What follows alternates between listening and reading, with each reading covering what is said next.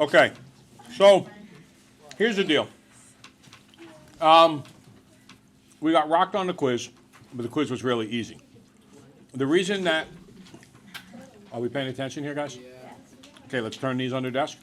The reason that you thought number 2 was difficult is because you didn't see the connection. But once you see the connection, you're going to go, that's it, and that's it.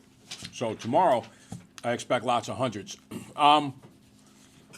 We are in the middle of what is very important material, and I know that there are lots of demands on your time, and they're all good demands. They're not bad demands. It's not, the play is good, schoolwork is good. It might not be fun all the time, and the play might not be fun all the time. But there are lots of things that are important, and you have to dedicate and balance your time as best as possible to be able to perform well in each of these tasks. Now, I said to you guys that the important thing, one of 3 things I took from the quiz was that, number 1, everybody got it right. And the first time I gave you a question like this, most people got it wrong. So you have clearly learned the idea that with roots or zeros, you have to reverse the factors because you know it would be maybe the guy on the left equals 0, maybe the guy on the right. And you reversed them, and you all came up with choice 3, and that was excellent. Number 28, on the other hand, was an issue. And this was an exact question taken off of a Common Core Regents. Now, this is the lesson I want you to understand. This question is phenomenally, God bless, it's phenomenally easy. When I show it to you, you're going to say, isn't there more? But the problem is that in Common Core, you don't always understand what they're asking for because they don't word the questions in a normal sort of way. And as I look at number 28, first off, I see f of x equals x squared minus 4x plus 3. We're used to that notation. But then we see g of x defined in terms of f of x. And it says it's f of x minus 2. So, in effect, what we're going to do is we are going to, well, I'll say that for you for 1 second. Let's go to a blank screen here.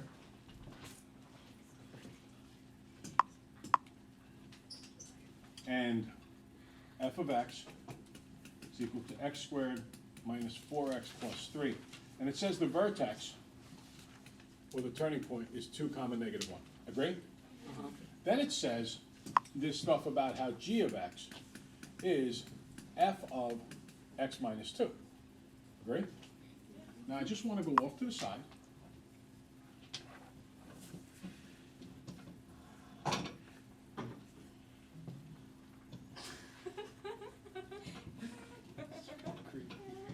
And write one itty bitty thing. Shh, be welly, welly quiet. I can't wait to watch this video.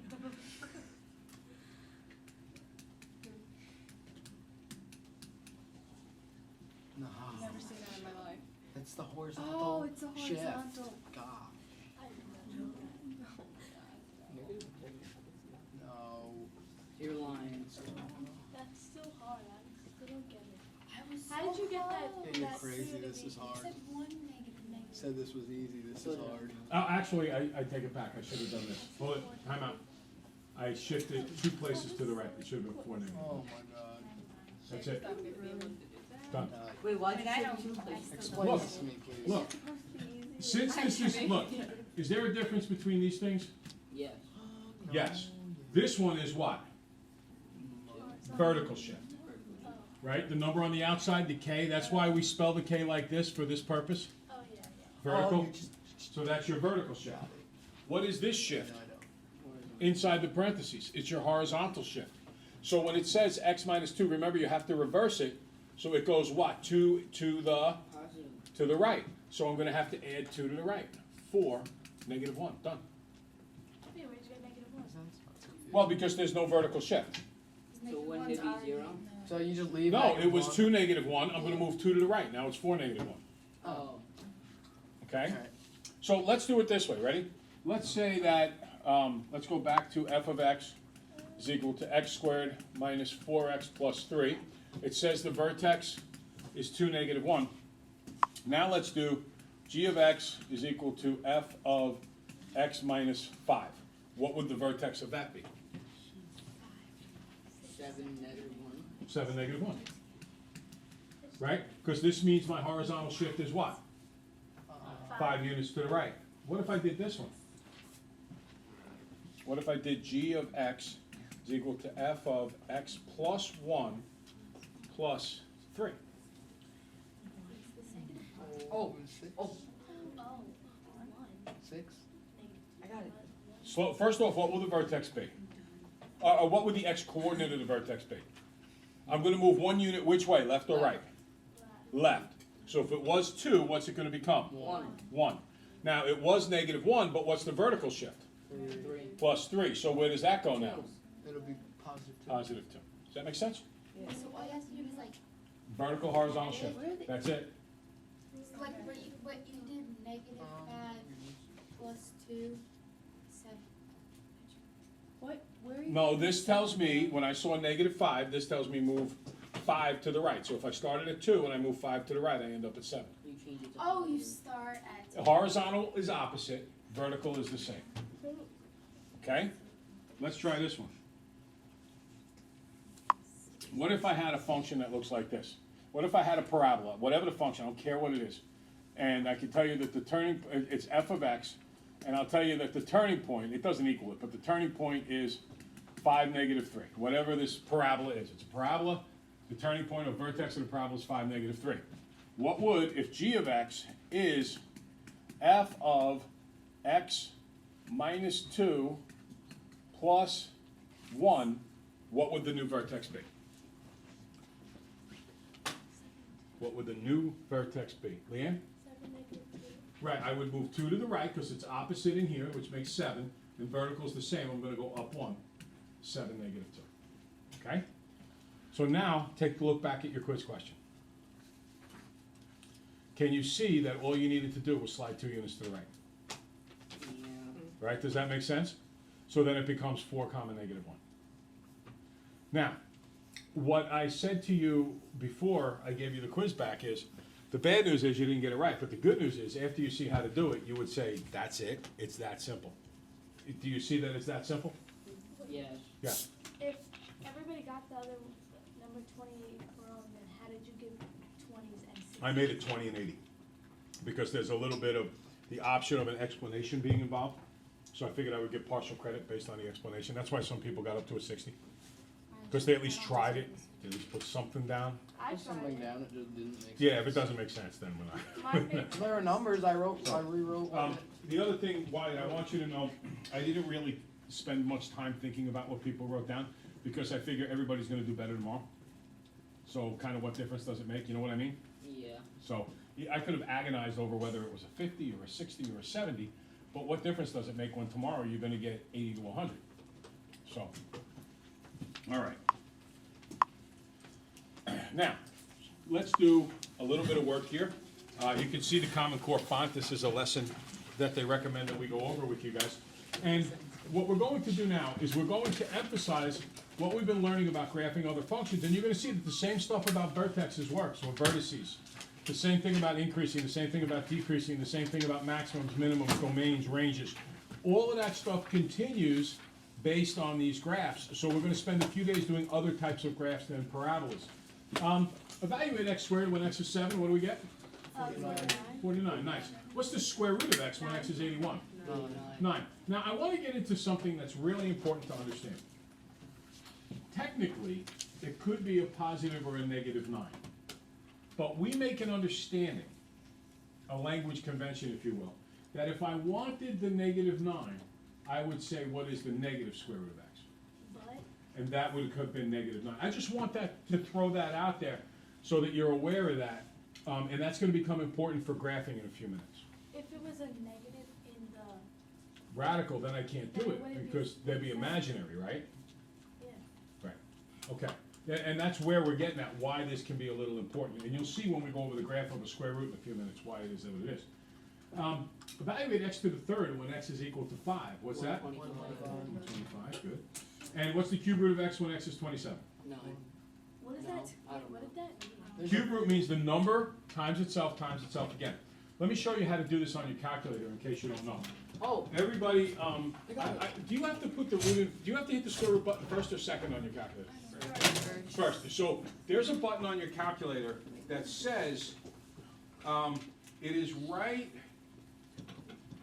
let's see here. She has a no, I know it. Hold on. Oh, you haven't, no, it should be the same though. I got the same thing. There's a button. Is it like one? Hold it. Y root of x. Oh, you know what? I think it's in the math button. Clear. Let's go to the math thing. What math? Oh, that math. Ah, there it is. Okay. Everybody clear out your screen and then hit the button that says math on your calculator. Oh. And go to I 4. found that. Okay? Now, do you see as you look down, one of them says cube root? 4. And then one of them also says the x root. Yeah. So if you were doing, let's just show you how to do an x root guy right now, okay? Let's clear back and let's go to what we're doing now. The first thing is we want to do a cube root, so everybody hit 3. Just follow along, do what I said, hit 3. Now we want to go to the x root, so go to math, and you see how the one down says x root of x, or x square root? Hit that button, whatever is 5, I think. Yeah. Okay, now input 27. And then hit enter. It says 3. Okay? Now, it would have been easier to do, guys, listen carefully. Hey, listen, stop looking at your calculators, listen to me. It would have been easier to do choice 4, because that says cube root. The only thing is that sometimes you might need to find a 5th root or a 10th root of a particular number. So what I just showed you is how you find any root of any number.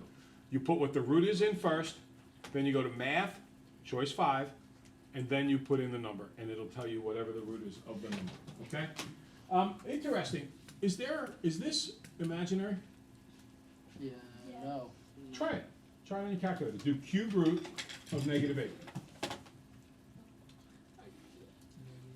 Negative 2. Now, how come a cube root can do this, but a square root can't? Because Andre? they got a negative, you need a positive and a negative number. Well, kinda. What's negative 2 times negative 2? 4. What's 4 times negative 2? Negative 8. So negative 2 times negative 2 times negative 2 does indeed equal negative 8. But if I tried to do, say, the square root of negative 16, there is no number that times itself is negative 16 because, like some people might guess negative 4, the problem is a negative times a negative is a what? Positive. So this will not work. So anytime it's an odd root, you're going to get an odd number of negative signs, and you can find an odd root of a negative. But if it's an even root, you get an even number of negative signs. That will always come out to be a positive, so you cannot find an even root of a negative. So just because you see a number under a radical, that's negative number under a radical, doesn't mean it has to be imaginary. Only for square roots, 4th roots, 6th roots. We don't really do 4ths and 6s, but square roots, negatives, imaginary, always. Cube roots, no. Cube roots can be negative. Okay.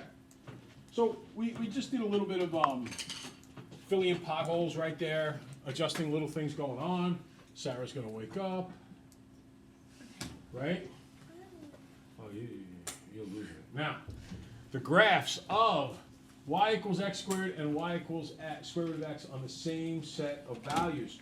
So, let me go to, get rid of this. All right, let's go to my graphing calculator, which is, I believe, here. I'm pretty sure this is it. And we're going to do some, That was really long and he was cutting her eye. okay. We're going to go with a little bit of graphing on the graphing calculator, and we're going to graph these two functions and get an idea of what it is. As you can tell, we're now validating my license. So this takes a moment. Here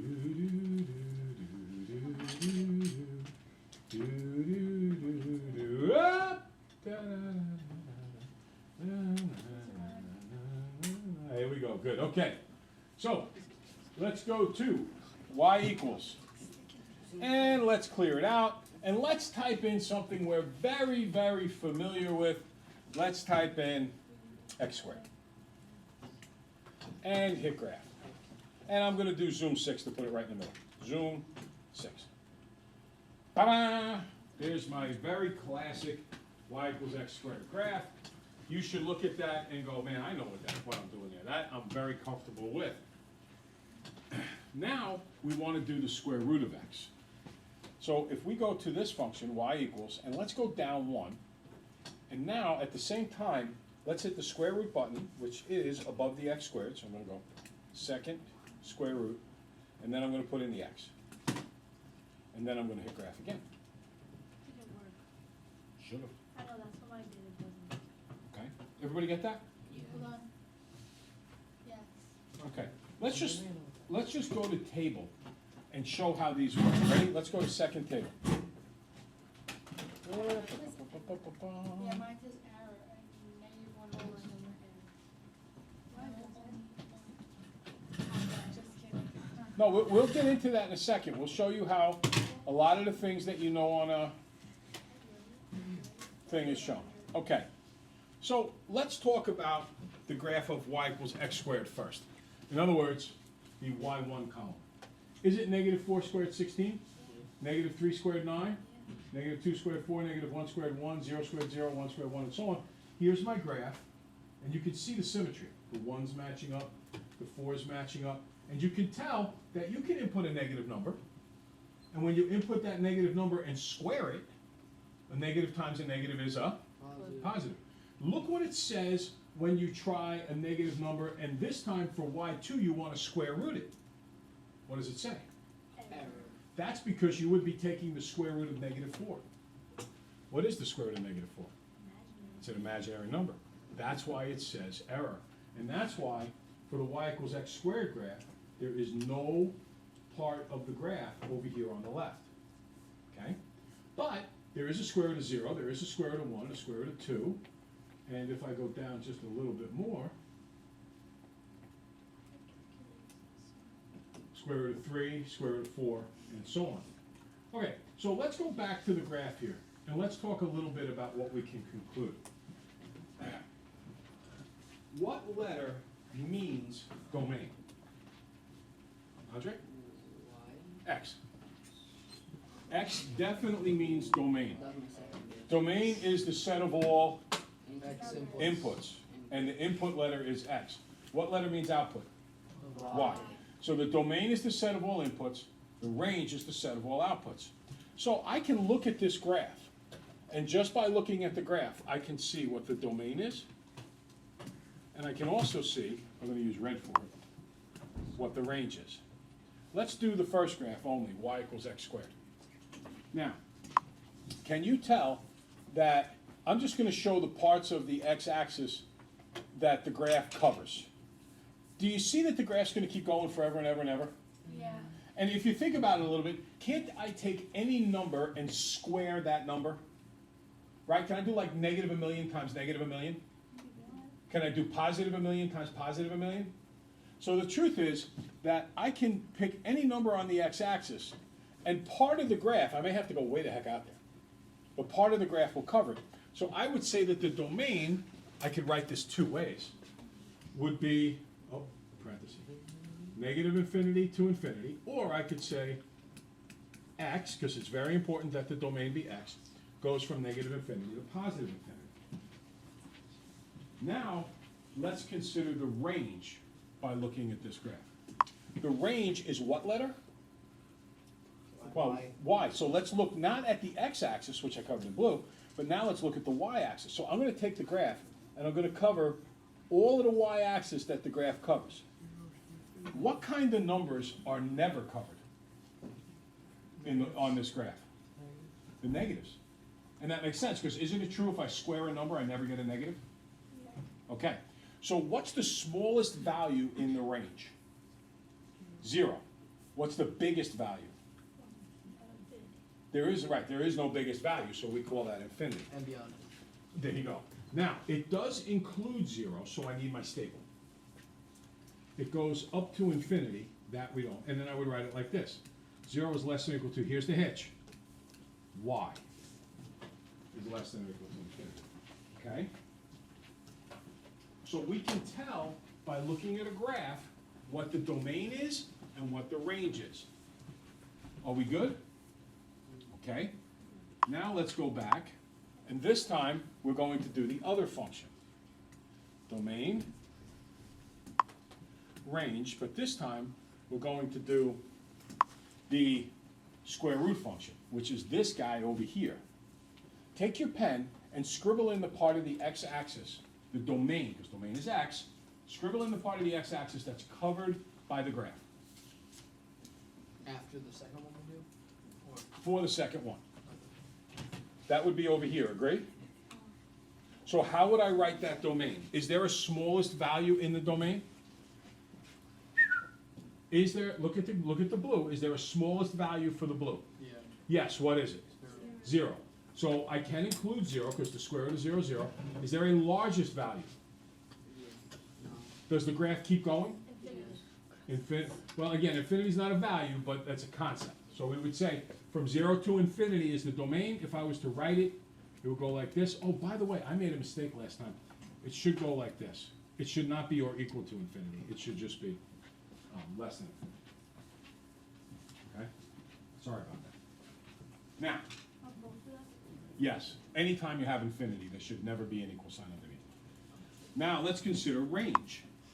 Now, the range is where I can draw this, but not to the x-axis. What axis do I do for range? why? The y-axis. So it goes, and I know it's going to go up slowly, but it does eventually. Like I could do the square root of 1 billion. I could do the square root of 10 trillion. So it does eventually go up. So how would I write the range of the square root function? 0 is the smallest value, good, and that makes sense, right? Because when I do a square root, do I ever come out with a negative number?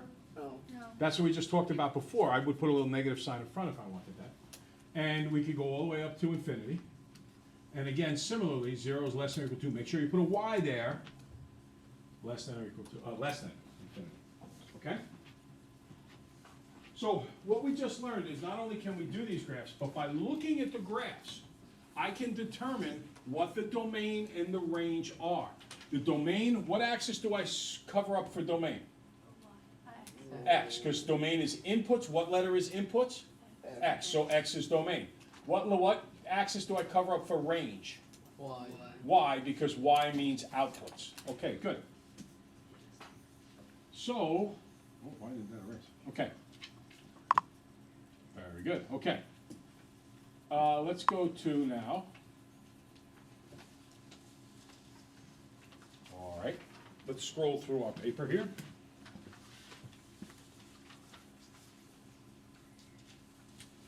Now it wants to create data tables for y equals x cubed and y equals the cube root of x. So what I would do if I were you is I would put these in the calculator. This would be function 1, y equals x to the 3rd power. And by the way, you can hit the x button and then the little up arrow and 3, and that would be x cubed. And then the cube root of x button we already know how to do. We just did it a couple of minutes ago. And then fill out those tables. Go ahead.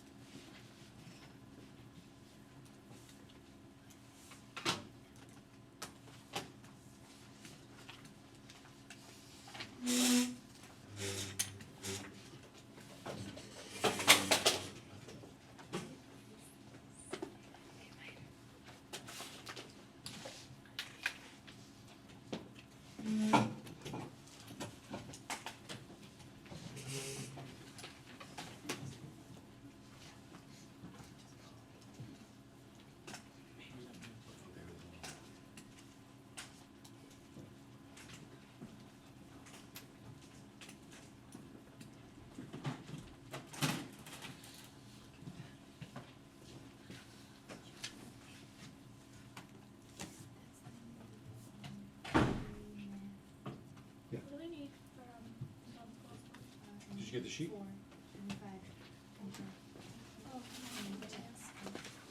Okay.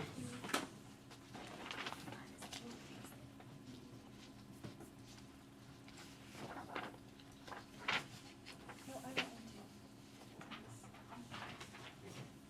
Okay. So now, did you fill in the table? I think you get negative 512, negative 8, negative 10, 18, 512, Negative right? And then on the other one, it's negative 2, negative 1 point whatever, negative 1, 0. Wait, what? Are you even saying? We're filling in the table, Oh, yeah. okay?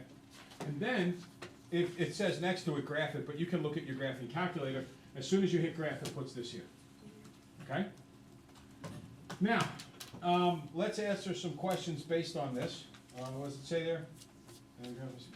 Round answer to your sign. Okay, good. Now, take a look at the y equals x cubed function, and I'm going to just draw on this so that you know. Actually, you know what? I'm going to make it green. This is the y equals x cubed function. Looking at that, what is the domain of the y equals x cubed function? What is the domain going to be? the x value. It's the x value. Now, I know that it gets really low down here, but isn't it also going out to the side? Right? It's going quicker down, but it is going out to the side. So everything here can go. Is it going to the right? Even though it's going up faster, isn't it still going to the right? Yeah. So what's the domain going to be? Negative infinity to infinity. Negative infinity to infinity. Good. Now, range. Range is which axis? The y. I'll go like this. I'm going to go what for my range? Negative infinity. Negative infinity to infinity. Okay? Yes? What if it does stop? Like, how do you know if it stops? They're not going to really give you a function that's going to stop. The only things that would stop are things like logarithmic functions and so on, and you don't really know anything about those yet, so we're not worried about it. Okay, next up. What about for the cube root of x function? Now, remember the square root of x function? It pretty much looked like that, but there were no negatives. What's the domain of the cube root of x function? Negative infinity to infinity. And the reason it makes sense this time, here's my domain, the reason it makes sense is, can't I do the cube root of negative 8? Yeah. What is the cube root of negative 8? It's negative 2. In fact, it's even on your table. When it says negative 8 at the top, didn't you output negative 2? Yes. So it makes sense that I could have negative values for a cube root, but I could not have them for a square root, okay? All right, one last question. What do you think would happen if I wanted to do this? Y equals x minus 4 cubed.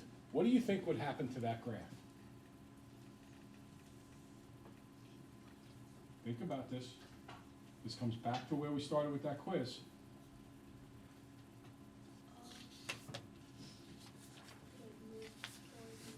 To the right. I would take this graph and I would move everything 4 units to the right. Remember, inside the parenthesis, horizontal shift. Hasta la vista, vaya con Dios, toodaloo, ta-ta, get some sleep. Shadoos, Protofist, smile a lot. Ciao. Hashtag the guidance, please. Arrivederci. Hashtag the Adios, guidance. amigos y amigas. Cheerio. Sid, don't forget about that paperwork.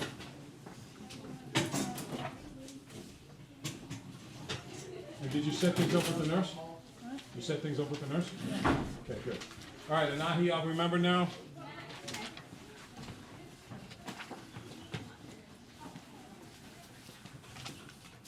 All right, I'm going to let you bring this down. Do not lose it. Okay, All right? And I'll bring a test for you. Bring a calculator down, too. all right.